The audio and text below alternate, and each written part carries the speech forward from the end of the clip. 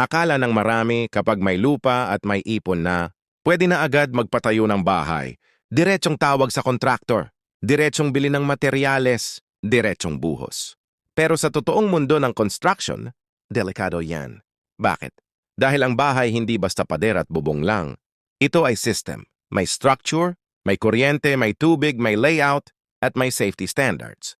Kapag nag-construction ka ng walang malinaw na plano, ay magbabago-bago ang design sa gitna ng trabaho. Paulit-ulit ang gastos. Mali-mali ang sukat. At madalas, nauuwi sa over-budget. Kaya sinasabi ko palagi, ang construction hindi nagsisimula sa hollow blocks. Nagsisimula ito sa tamang plano.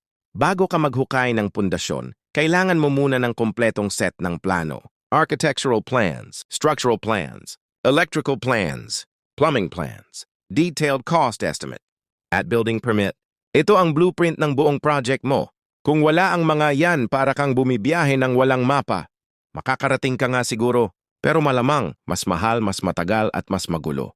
Lalo na kung OFW ka, mas delikado ang diretsong pagbuo ng walang preparation.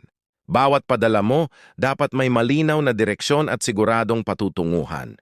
Kaya tandaan, plan first, build later. Kung may natutunan ka sa video na to, save mo ito para may babalikan ka. At i-share mo sa kakilala mong magpapagawa ng bahay. May tanong ka? I-comment mo sa baba. Ako si Architect Ver, Archi Real Talk. Ang tamang bahay ay nagsisimula sa tamang kaalaman.